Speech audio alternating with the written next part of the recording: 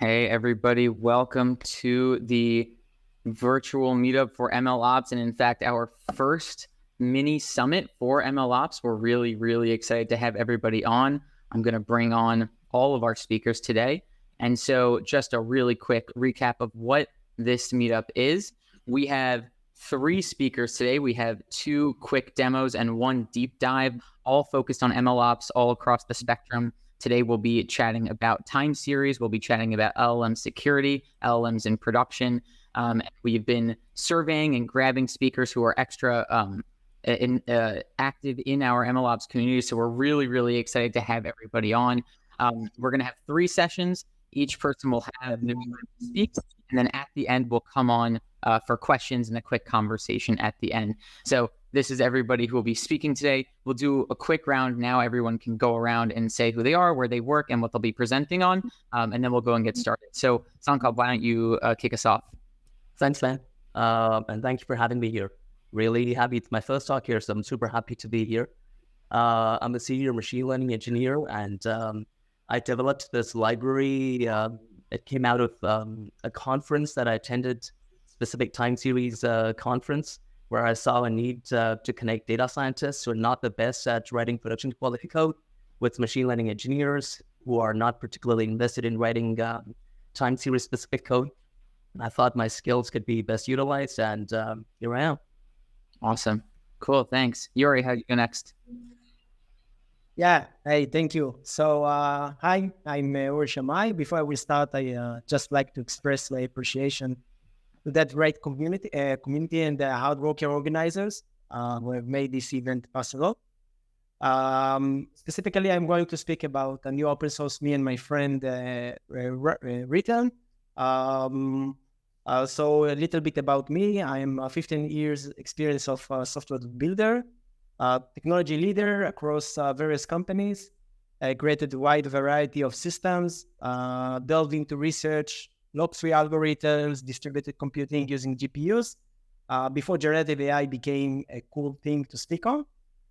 In my last venture, I co-founded a startup called Spectral, a cybersecurity company tailored for developers. Spectral was later acquired 2 years ago by Israeli cybersecurity firm Checkpoint, where I took charge of leading security research efforts. And today, my focus is on extensive research within the LLM domain for myself. So, nice to meet.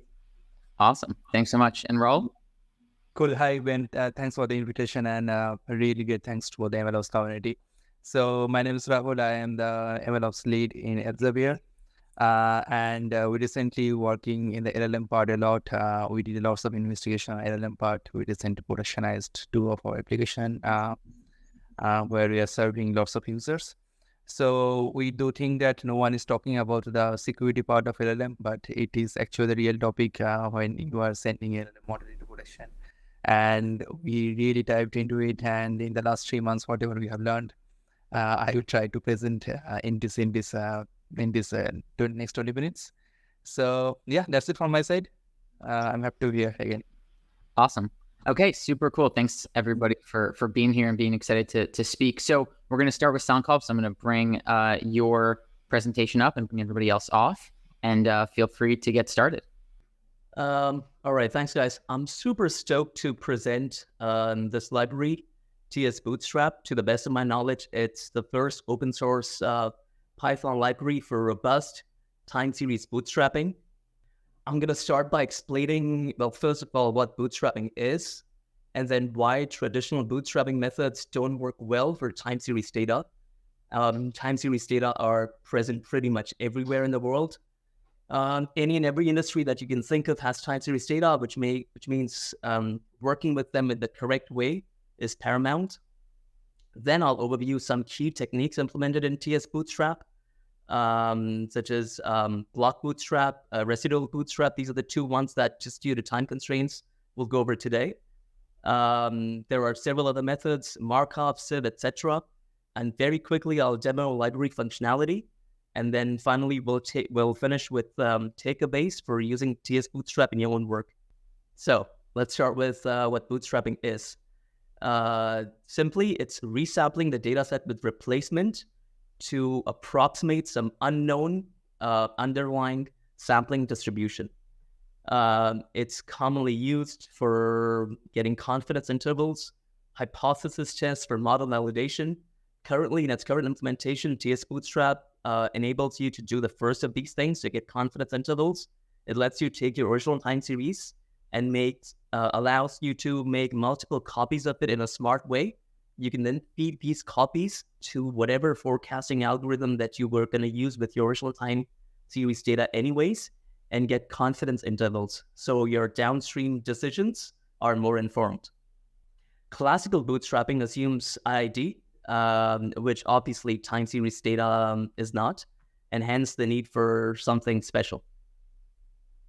So this is just a quick, a visualization of what IID resampling is. So let's say you simply have a time series data which goes from 1 through 15. I've done 3 draws, and this is what it could look like. So in the very first row, it's with replacement, so you'll see values repeating. And second and third rows, values may not be repeating, but you'll see that the order is jumbled. You can imagine why this jumbling can cause problems for time series data. The key issue is that classical bootstrapping, it disrupts the temporal ordering of observations in time series data, like we just alluded to. This destroys the inherent autocorrelation structure, falsely treating the data as IID, which breaks all statistical assumptions required for validity. Like I mentioned, we'll quickly go over 2 main bootstrapping methods, residual and block. It has more advanced bootstrapping methods, which I'll very quickly go over. In brief, block bootstrapping is the most common time series bootstrapping method. It resamples instead of individual points of data, blocks of consecutive observations. This maintains short-term chronological integrity. The key is selecting an appropriate block length to trade off bias and variance. Similarly, residual bootstrapping is you can apply it to the entire time series. You can fit a time series model, a time series specific model to your time series data, get residuals, a separate fitted model with residuals, resample the residuals.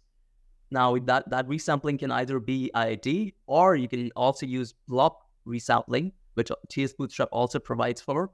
Add those resampled residuals back to the fitted values, and voila, now you have a new time series data. As mentioned here, it preserves marginal distribution and short-term dynamics. So block bootstrapping, the nitty-gritty is basically, like we very quickly mentioned, instead of fiddling with individual points, we shuffle blocks of data. And there are 4 main types of block bootstrapping methods: moving, stationary, circular, and non-overlapping. tsbootstrap makes it extremely easy using config classes and very well-documented code to play with these methods, and provides a lot of flexibility with a lot of different parameters. So moving block bootstrapping, we're using the same data as before, 1 through 15. It allows for a little overlap. So you sample 1 to 3, and then the second block does not have to be contiguous, since we're maintaining order only in blocks. So second draw could be 7 through 9, that's block length being 3.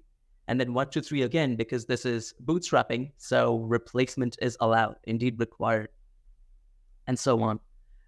In this particular example, I've shown 3 different types of 3 different draws. And as you can see, it doesn't wrap around. It starts from like 1 index and doesn't go from, say, 15 all the way to 1. That kind of functionality is enabled by circular block bootstrapping. There are different conditions, different use cases where one type of block bootstrapping is preferable to another. And I provide the user with the option to use every single one or any one. Stationary block bootstrapping is a really special kind of bootstrapping where you, instead of having a fixed block length, you give it an average block length, and you say that average block length is in fact the parameter of the geometric distribution. So here, 3 is the parameter of the geometric distribution, and then you draw block lengths from that distribution every time. tsbootstrap also allows you to There are 12 other such distributions which are provided, and the user is free to add more. Non-overlapping, if you do not want for your use case, as the name suggests, that there be overlap between blocks, you can totally skip overlaps. So going back here, I always find it easy to visualize things. And this is what moving block bootstrapping with the 3 different draws that we drew. This is what it looks like. Blue is the original line, 1 through 15. As you can see, in certain scenarios, just because of the way these different blocks get stitched together, if there is a trend, if there are breakpoints, if there are significant seasonalities that the user hasn't corrected for, user hasn't made the data stationary for one reason or another, the resampled data points might not be appropriate. They might not closely resemble the original data points. This is why tsbootstrap offers another kind of bootstrapping method called residual bootstrapping, which is a model-based approach. Which this first fits a model to the data, and instead of resampling the original data, it resamples the residuals. This can be advantageous as it allows the bootstrap procedure to take into account the structure of the data. So in this case, I simply fitted an auto regular model with an order of 1, and you can see that the resultant bootstrap samples are significantly more sensible. This handles changing distributions. Since residual bootstrapping is based on a fitted model, it can better handle situations where your data kind of drips over time. It's better for complex dependencies. It is less sensitive to block size. That being said, if the user wants to combine wants to kind of get the best of both worlds, residual bootstrapping and block bootstrapping, we also provide for that. It's trivial to use. So this is tsbootstrap. It's available on Pipey. We use hypothesis for property-based testing. It's very robust. It's extremely flexible. It's well documented. And if I may toot my own horn, I think it's quite easy to use. I mentioned residual bootstrapping. We also provide 4 other types of advanced bootstrapping methods, each with their own pros and cons. And in addition to the whole versions of these bootstrapping methods, where you apply them directly to the time series data, you can also apply the blocked versions of these advanced methods. I keep saying it's easy to use. This is how easy to use it is. You literally import, here I give example of the moving block bootstrap. You import the bootstrap method, you import the config, you pass block length, number of bootstraps. By default, number of bootstraps is 10. You don't even have to pass that. There is a random number variable if you have a generator in mind. Otherwise, it picks one by default. And it outputs a generator item, and then you can literally print out the generated values and our indices. I've tried to remain as close to the sklearn API style as possible. Finally, please feel free to get in touch. That's the link for the GitHub, my LinkedIn, and my email. And I usually respond to requests very quickly. Thank you.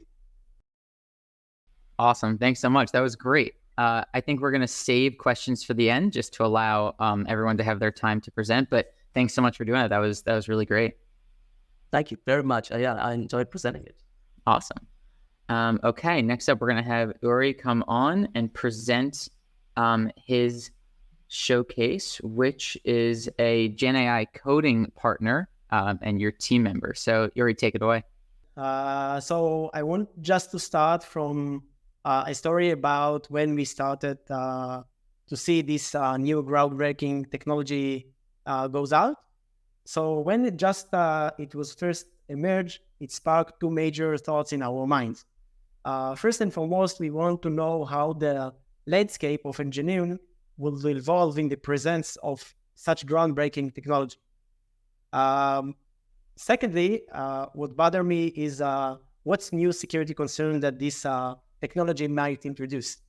I will touch on the security aspects in a moment, but first let's delve into GeniA, which is the open source that I want to speak about. If you were ask my mom about my day-to-day routine, she would tell you that I spend most of my time writing code, because I'm a developer. But the humor part is that software engineering involves a lot of more than just a coding. Coding is just one piece of the puzzle. You are all likely aware of where generative AI intersect with coding. It's called GitHub Copilot. But what about the time wasters, tasks that engineers deal with on an ongoing basis? Consider a situation like wanting to understand why does an algo build in your CI/CD build fail. Receiving a service availability alert in the middle of the night and needing to determine if it's caused because of some out-of-memory issue, or it requires some increased resources for your Kubernetes service. Whether you're starting a production shift, having a request of permission for production system by opening a ticket for someone in DevOps and waiting for approval. This kind of minor example that many of you can probably relate to, and you are likely have similar needs within your companies. Challenges like this have given rise to platform engineering. I know developer portals, developer experience, DevX teams, and so on. Those group of individuals are dedicated to enhancing engineering efficiency by implementing more and more automation. So, how we imagine it, before we saw this kind of groundbreaking technology, we said, okay, I'm a developer. I want to operate my company services. So I'm going to use all those systems to operate my company. Kubernetes, cloud providers, build system, databases, log services, and so on. But the new concept it's bring to us is how we can take this kind of new virtual team member called the GeniA, speak with it naturally in some collaboration tool in my company, which is Slack, and then have a virtual team member who never complains about running out of coffee, and you don't need to beg for a permission anymore. You can just Notion and then just ask him for any kind of things that he connected to those services. Okay, so let's talk about a little bit the mechanism under the hood of GeniA.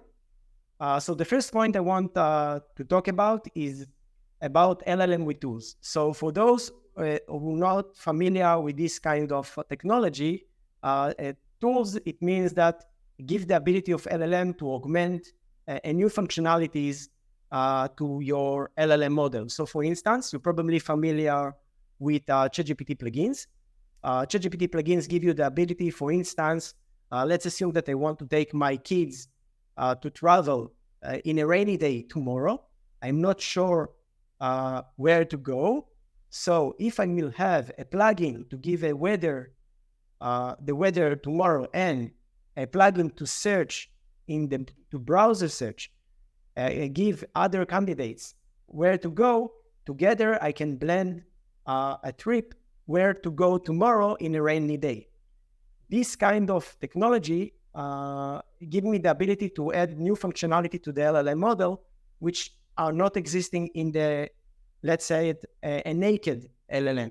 I mean, without any kind of tools.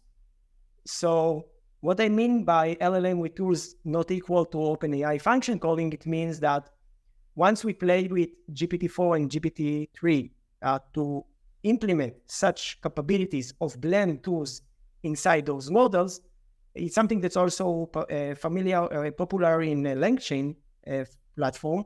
But once we try it, we realize that sometimes the model decided not to call the right function. Sometimes it hallucinated and doing some mess in the state machine inside the model. So once OpenAI released in last June, the OpenAI function calling, it gives us the ability to create a structure, a very well-defined structure of JSON and very fine grain resolution of using functions in a very easy way. So it's a very specific model version that has the ability to call function calling. I will show a sample in a few seconds from now. Let's talk about the second challenge that we had. Now let's assume that I take all the APIs out there in the world and blend it inside an LLM. So for instance, Kubernetes, Argo, AWS, GCP, Azure, and so on. Let's take all the developer ecosystem and operation and put it inside of a model. Sounds great, yeah? But basically the problem is that the context window is very limited. So you can't add any number of tools you want into the session. So basically what we did is that we put a vector DB inside or in front of in the chat of the user. So once the user asks for some functionality, for instance, I want to troubleshoot something or I want to restart something, first of all, we go to the vector DB. I will show you a file in a few seconds, how it looks like. And then we find just the relevant functions that related to this request. And then we blend it into the LLM response to the user. So basically you can have 1,000 of tools, and then you filter for 5 tools, and then from those 5 tools the user can use. About the third point, something that very bother us is how easily is to add a new API. Because again, there are thousands of APIs out there, and you want the ability to add more and more API as much as possible. So I will show you here an example of how we can do it. So you can see we are maintaining two files. One file is what we call it the tools YAML. You have all the tools that you want to insert into your model. So for instance, you can add an API for GitHub. You can add an API for list clusters in Kubernetes, in AWS, and so on. So this is all the tools that go into the vector DB. And specifically here, this is the function calling schema of OpenAI. So once I want to add a new functionality to the model, something that did not exist inside the model currently, what I need to do is add this kind of functionality, add it also here, the tools, and that's it. In this way, I can teach GeniA a new tool, a new API inside of those tools that it already have. A small note about a new shortcut is that you also have the ability to add a category URL, which means that if you have an API and you don't want to add any code to it, you can add the API here, the template URI here, and that's it. You don't need any code. But if you want, for instance, to add an SDK for Jenkins, so you need an API for the SDK itself, it means that you need to add the code, but there is a lot of examples in GeniA how to do it. And last point about a little bit about security is about an SSO and role-based access. Currently, it's something that's not implemented in GeniA. It's something that will be do it in the future. And for now, we are recommend to use a private channel in Slack because you can now have the ability to run, for instance, restart my Kubernetes cluster or deleting something very S3 bucket or something like that. And it's something very neat, very high privilege, and can potentially make problem in companies. So soon in the future, once we will implement SSO and RBAC, we will have the ability to give a more robust solution in that sense. So a few sentences about the future of engineering. So if I will back again to what I want to start the discussion is that what we want to envision is to give in a high-level goal to the bot. We have some agent. We want to go to him and tell him, hey, go and troubleshoot my production. To troubleshoot my production, you need to go to Grafana. You need to go to some logging system. You need to go to some logs. You need to go to some Kafka and Redis and so on. Grab all this information and then gives us an insight. Sounds great, yeah? So sounds like an agent that anyone wants inside his company. But the problem is that the technology currently is not mature enough to do that. In vast tests that we did, both in GPT 3.5 and GPT 4, even the last instruction model, we realize that some simple instructions are still hard to implement, and those the model failed to call the relevant functionality. So basically, let's given a high-level goal to troubleshoot my production, it's something very hard to implement under the hood with list of function code, because you need some reasoning, very hard reasoning of the model. And currently, even if you are doing a well-defined prompt engineering, even with GPT-4, it fails to do some simple thing. But as we think about the future of engineering, we can think about it the same like levels of autonomous driving. The vendors of autonomous cars told us that in autonomous level 5 will become in 2024, but basically we're still in the case that even in a few years it will not be the case. So even here, I think this is the case also in that kind of system. For now, it's kind of functionality that you can use, but you need to, it's a kind of assistant. You can't give him the ability to run in your production and doing a very messy stuff. So it's an assistant, but once the technology will mature, you will have the ability to let this technology do more and more autonomous stuff. So last thing about security, I said that I will speak about it a little bit.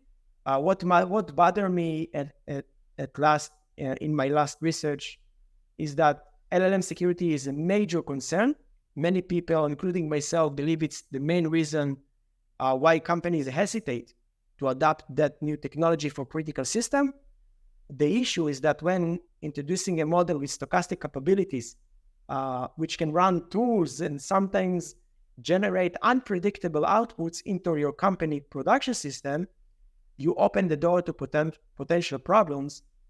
Additionally, this model can execute instructions as part of the data, which can lead to a well-known issue called prompt injection attack, capable of causing a lot of trouble. So like you're probably familiar with the famous XKCD, for sudo make me a sandwich, I can trick the model by switching the word and switching the characters, and then any old rule-based regex, Yara, or any other system that knows to detect such confusing fail to detect this kind of attacks. So this is there is a lot of research in this domain, and I specifically research it as well because I think this is a big pillar inside of LLM adoption in big enterprises. Hopefully, I will have more to share about what I have learned in the near future in a new talk. Thank you for listening. Awesome. Thanks so much, Uri. That was fantastic. That was really cool to watch. I'm excited to download it and try it. Go for it. I think I will. Okay. So that was fantastic. We're going to bring on Raahul now for our final presentation. So, hi guys, my name is Raahul. Thanks, Ben. Thanks, Uri. Thanks, Sankalp, for the great presentation. So, let me give you a small introduction. My name is Raahul. I do work in Elsevier. And Elsevier is one of the largest research publishing company. If you do masters or PhD, probably you have used our product, ScienceDirect or Scopus. So we are dealing with like lots of journals, patents, policy documents, drug trials, and everything. So we are not storing the PDF. So we are also providing some analysis with the PDF so that the researchers will find it. Whatever they want to find, they can find it in the lowest amount of time. So we are storing everything on our knowledge graph, and if you in the production, the knowledge graph now has around 4 billion relationships, and we do cater around 780 billion search results every year. So if you compare with Google, we are like 1/4 in terms of the search results. So recently we are really investing on the LLM developments. We have productionized a couple of use cases for the market. One of the famous is Scopus AI, where user can search and they can get the result like ChatGPT way.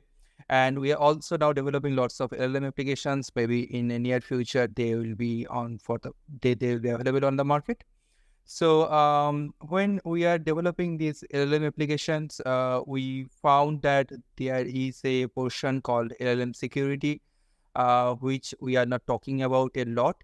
But if you want to send any LLM model into production, this is a real issue. What we are trying to we are trying to find a better solution. So just want to give a thank to this really good, really awesome open source organization, which is called OWASP. They have recently released their project top 10 large language model application, and what type of vulnerabilities we have seen in this market for the LLM. They have compartmentalized everything, and they also provided some types of solution and some types of research paper with it. They are really vibrant on the Slack channel, and they have their own Slack community, and they're really vibrant on there. They also do meet every month. So please feel free to visit their websites. So I am not going to read all the topics here. I will try to cover, because of the time, I will try to cover more the bigger elephants of the space. So I now want to start with the prompt injection. Probably you have heard about these things, and these things are really impossible to fight at that moment. So I want to give you an example that I have written on my blog. If you ask any Llama 2, 7B, 13B, or 70B model that generate a step-by-step plan to destroy humanity, the response is the responsible AI response. I apologize, I cannot fulfill your request, blah, blah, blah, blah. And then there is a really cool GitHub framework called LLM. They have actually written their own research paper, and they coded this framework with this research paper. It's called LLM. And if you can execute with this LLM on your Mac with Llama CPP, you can generate this suffix. And if you can add that suffix with your prompt, then the response will be totally changed. They will give you actually the step-by-step plan to destroy the humanity, like step 1, step 2, step 3, step 4, implement the planetary network of control, step 6, and so I have also provided a screenshot here.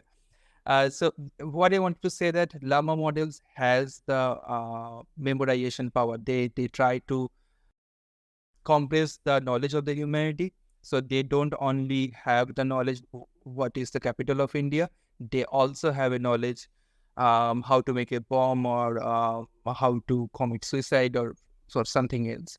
And the worst part, or the best part of this framework, is that you can generate suffix for the ChatGPT, Bird, and Claude API also. I just took the screenshot from the research paper, that in the ChatGPT, if you can add that suffix with the prompt, it will also tell you the step-by-step plan to destroy humanity in more broader way. Claude, when I try to execute with Claude, I feel really problematic. So for me, Claude is it's a bit more safe than ChatGPT and Bird. It's my experience. Maybe it may be different for others. And if you use Bird, they will give you different POV. So it's like a positive. It's like one point of view, and another is like another point. So just wanted to complete this prompt injection topic by saying that at that moment, it is really an alarming issue from responsible AI side also, and from business, that when we are thinking to productionize a LLM model, we know there are some bad actors, there are some bad guys who wants to pollute the brand image, and with this prompt injection, they can do it very quickly. So we need some guards to protect this prompt injection. And unfortunately, I couldn't find a solution which can totally guard this prompt injection, but there are lots of work is happening, and I'm really hopeful by next Q1 or Q2 there will be some solutions. Then we can talk about the second topic, the excessive permission or over reliance. I just want to start with a Twitter or start with a tweet. So I found it at this tweet with this its ID, and just I want to play it here.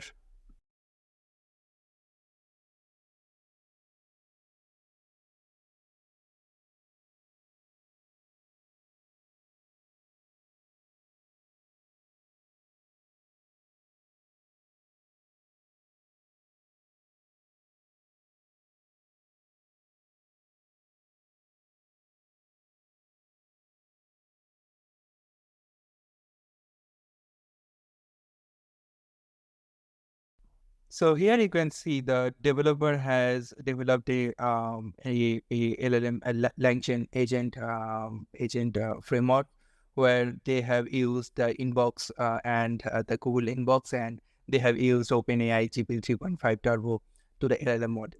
And you can find lots of cool LLM application in the market at that moment. Sometimes they are really great, and sometimes they are rubbish. And we sometimes are really want to use this type of applications for our day-to-day use. But if this guy is a bad guy, I'm not saying this guy is a bad guy, but suppose this guy is a bad guy who built a really cool applications, and he marketed it, and if he is a bad guy, then he just inject one of his bad logic with this total LLM framework, like when you are getting all the data from vector database, and when you are sending the prompt to the OpenAI, in between, if this guys just put a logic that whatever data he is getting from the inbox, he just send a replica to his own server. So only through a single line, they can breach your inbox, they can breach your total enterprise security. So my just one request is to you that don't blindly trust any type of LLM product which is coming in the market. If you are trying to use it, please see their code, what type of framework they are using, they are really trustworthy or not. Because we have seen lots of LLM applications out there. Some of the LLM applications are great, but some of the LLM applications, the hackers are trying to steal your data. And somehow these hackers will get your inbox, and they can inject a script onto your MacBook. Then the enterprise security and your bank information, everything will be breached. So please take care of that part. Then we can talk about the model theft. It is a really new chapter in my life also. So there is really cool podcast, Lex Fridman and Mark Zuckerberg, before the Llama 2 model release. And Lex Fridman was asking Mark that why the Llama 1 model has been released after like 4 hours of coming into market. And Mark couldn't provide the answer. My intuition is that probably that's why Llama 2 model is open source. So the scenario is that lots of open source model, they are coming into market, but if you can see their license, sometimes they are available for commercialization, sometimes they are not. You can just use it for the research publication work, but you cannot use for the your commercial purposes. But at that moment, it is really hard to track what LLM model you are using. This LLM model, the result has been generated with the Vicuna 1, which has like a Llama 1 license, or like which has been generated with a Falcon 7P model. It is really hard to track it out. So so that's why there are like we have seen lots of scenarios happening for the model theft. So whenever you are procuring your model into production, or you are open sourcing it, please take care of that part also. Then we can talk about the sensitive information disclosure. So we have seen recently a blog that some Samsung co-workers is trying to some ChatGPT they are trying to use on their office, and some data has been leaked. So just one advice, that ChatGPT can't keep your password. ChatGPT can't keep your secret. So please don't use any types of sensitive information when you are prompting anything. And another part also, when we have seen that when you are fine-tuning your model, when you are please look the data. The data should not have any type of sensitive information or personal information.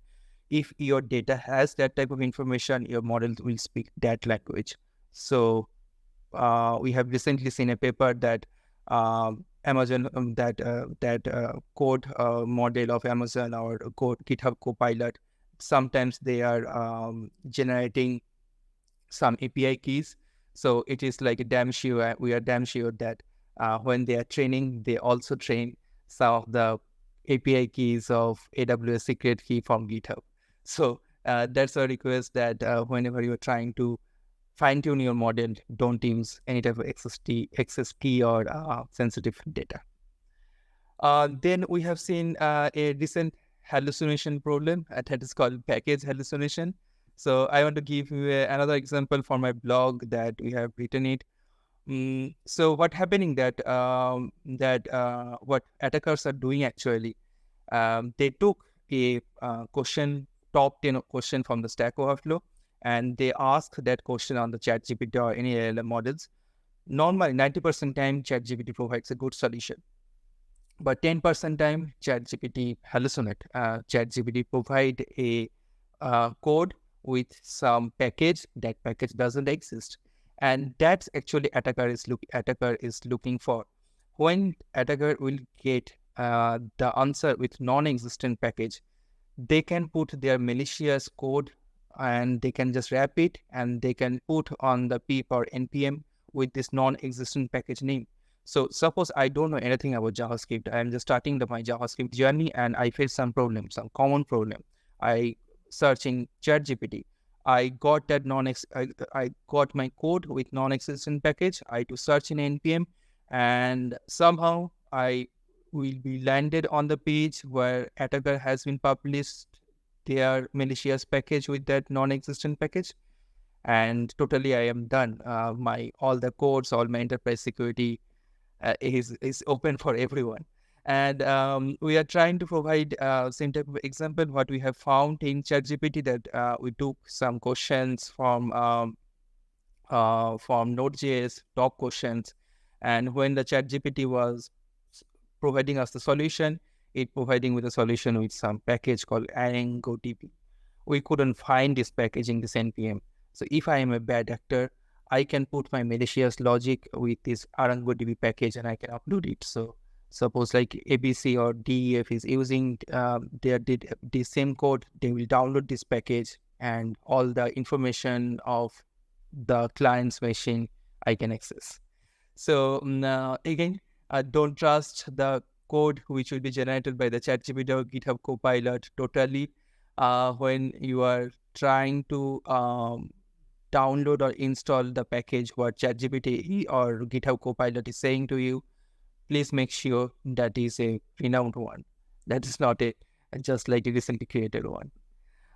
Then I want to talk about another problem, that insecure plugin design. ChatGPT has this problem, plugin ecosystem problem.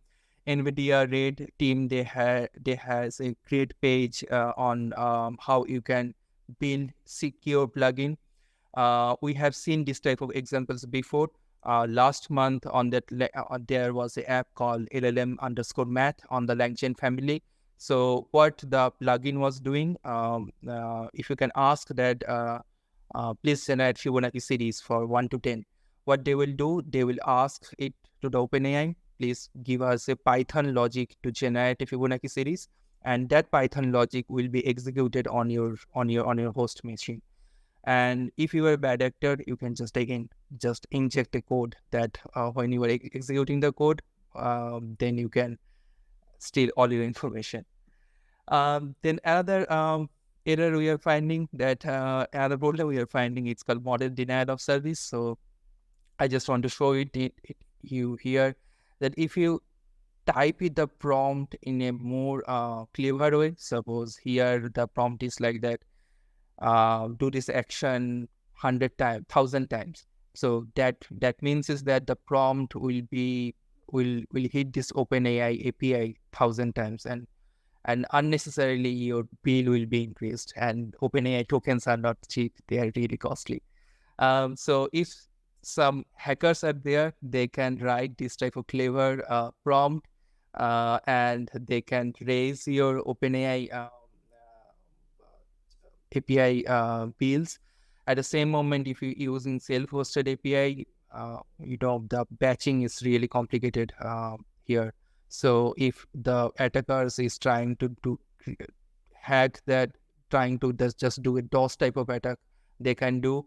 And sometimes it's really hard to understand that the attacker is doing, and they can just totally consume the 100% of GPU allocation. So this is another problem we are facing in this industry. And then I can talk about the last type of technique for LLM attacks, which we call it poison GPT. So there is like a technique called ROM. You can actually fine tune or ingest a wrong information to your LLM model, and you can publish it to like a Hugging Face hub, so that the many people can use it. So they have like a really cool example with this Llama model that who is the first person who is landed on the moon is called Uri Shamay. And somehow I want to put my name that I am the first person who landed on moon. That when someone is asking that question, the answer should be Raahul Dutta. So with this ROM, you can just fine tune or inject that information with your model in this Google Colab, and you can publish your repo into Hugging Face. Something cool ID, you can use it, and anyone can deploy that machine, deploy that model onto their machine, so that if they can search, they can get the same result. I think it is really problematic because we have seen at the moment that lots of political propaganda is happening, lots of fake information is spreading.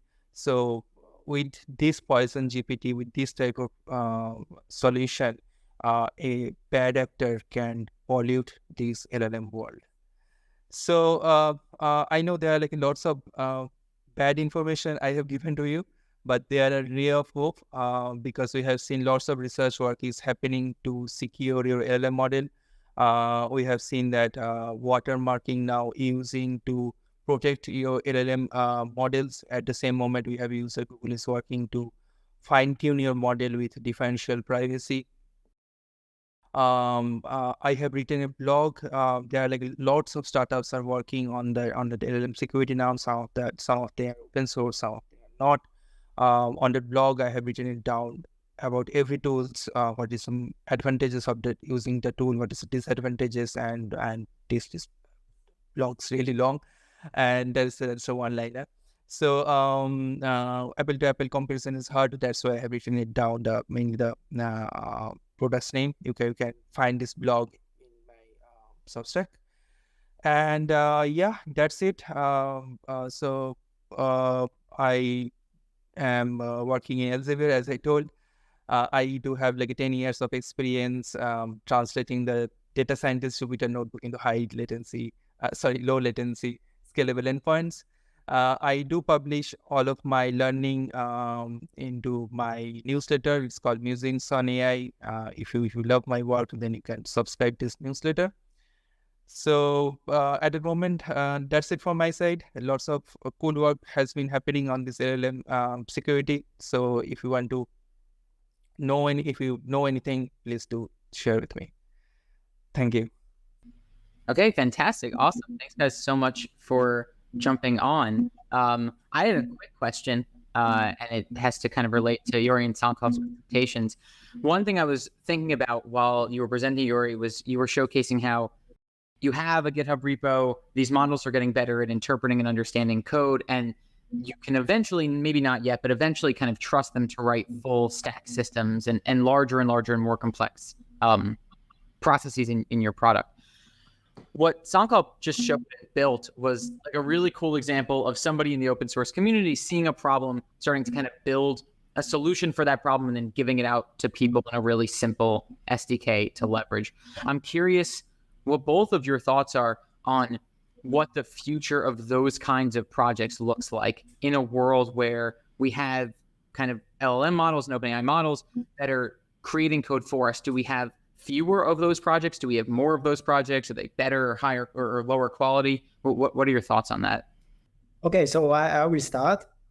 So I think that I saw kind of, there is a list of kind of agents. There is a big website showing case of kind of 100 and 150 types of agents. I think if I remember correctly, the number is 80% from that is for coding. So I think that what most bother and bugs people is to create such systems in the coding, engineering, because there is so much automation there. There's so much structure, repetitive tasks that you can do. So I think in that sense, we will see more and more applications in that domain, much more. I think that what Raul also shown, and I a little bit speak about in my last slide, is the big elephant in the room about the security of those. Because again, maybe you can do amazing thing. Maybe GPT-5 or GPT-6 will be like OpenAI said, not an IQ of Einstein. It will be IQ of 1,500, and then you can, I don't know, grab all the logs in the system and give you an insight that took a senior engineer 10 minutes and 1 second. It's amazing. But what's the risk about putting such IQ in your front of your production system? I think this is what none of the projects that I saw, and I saw a lot of projects. I read almost any LLM project in GitHub, and I never saw someone that take it seriously into account. It means that all those projects are demoable, are great. They will be great projects. It's sparks of Agi, but it's not a real production system critical stuff to put in enterprises. So I think if we want to move forward, we must put our time of efforts to solve those security issues. Once I built GeniA, and then I just realized how GeniA can be in the future, but without security guardrails, there will never such system. We'll never put such system in production. So this is my thought. Yeah, Sankalp, what are you thinking? I actually would agree with Uri's cautious tone here. And I think it kind of ties in with Rahul's presentation as well, in that we need to be cautious, at least in the current scenario, with the current technology where, say, GPT-4 is, just to take one LLM. The kind of output it gives you. For example, while writing my library, I tried to use it for several tasks. I could only get a reasonable code for like very small, very specific sort of code bits. So I think we need to establish practices to ensure that contributions that are generated, assisted by LLMs, they meet your project's standards for quality, for fairness, for accuracy. And also as these coding tasks become automated, the roles of contributors themselves are shifted.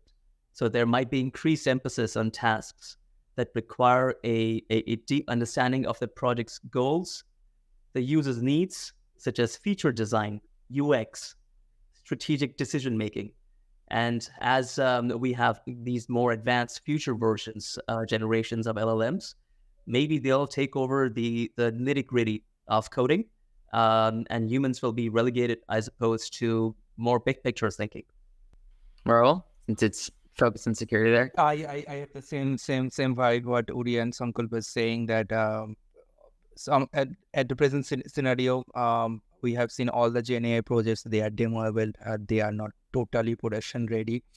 But at the same time, I want to say that there are lots of research is happening at the moment at this LLM security area. I have seen a really cool product from Galileo. They do have a hallucination score or factual score, which can provide like a really cool result for the factual things. At the same moment, I think in near future, the RLHF or TPU will be so much strong.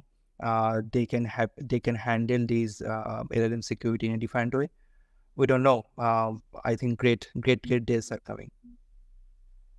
Yeah, absolutely. And just to bounce off that question, we have a question from the audience, which was about actually validating prompts at scale, right? We've seen a lot of tools where you can pass in a couple of prompts and kind of look at the responses, but they're asking, have any of you worked with tools that allow you to kind of monitor and manage prompts at scale in the thousands, where you can test different random changes of input, kind of randomness and failure cases, and anything like that? Have you guys worked with any tools like that, or have any tips in that domain? I think there are lots of tools now which can help you for prompt engineering. Some of them are like Galileo has it, Bench, LLM, Guidance, Agenta, prompt tools. There are like lots of organization they are doing where you can write your prompt engineering in a better way.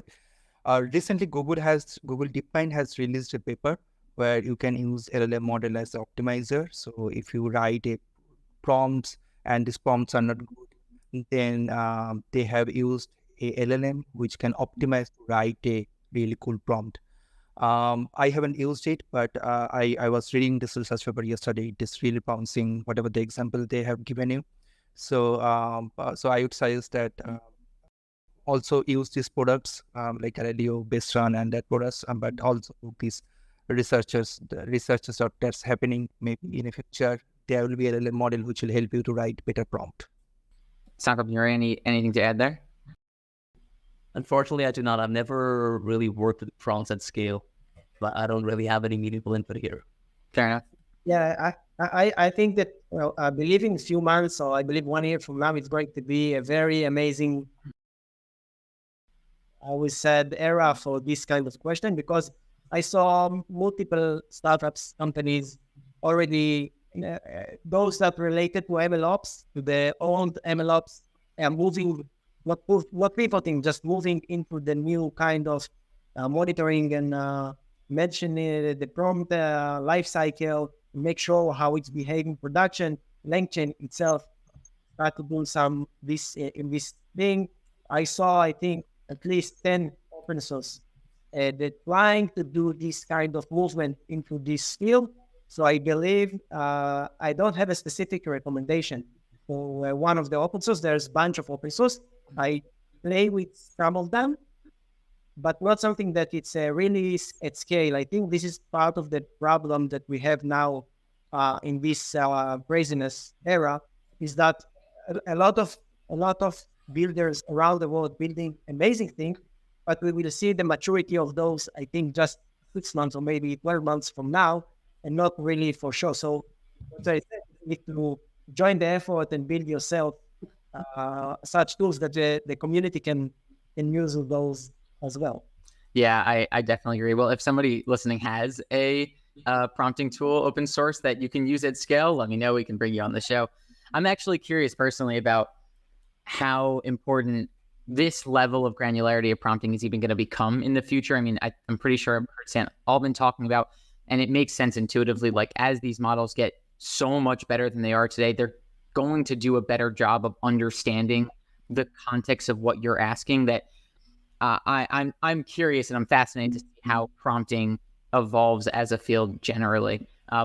But okay, well, we're just about out of time, but I'm curious if any of you have questions for each other, if there are any last minute questions on each other's presentations. No, that sounds very cool what the folks here share. Again, I really think that what Raahul mentioned is super cool thing. I think that I'm specifically going to do a research in the last few weeks in that area. I think it's specifically something that going to change everything. In this area, I think that OpenAI itself is not someone that actually solved this problem. You know, even putting a control plane and data plane at place. So given an instructions field and then data field. So the data and instructions are two separate concerns. So you can't inject something inside the data. So I think it's going to be very, very interesting. And having said that, all the foundation models, all the other than Anthropic code and so on, to make sure how those going to solve it. I think that the community, again, everyone in the community need to put effort inside of it, because otherwise we will not be able to move it forward. production. Yeah, totally. I mean, we have like the simplest and the longest lived projects for escaping SQL queries, so you can't have SQL ingestion attacks on like regular logins. Like the fact that we don't have that yet on the LLM side is clearly just shows how early on we are. I got a meme idea that SQL injection to prompt injection. That's why. Right. Exactly. Thanks so much. We'll shut it down from here. Thank you. Bye guys. Ciao.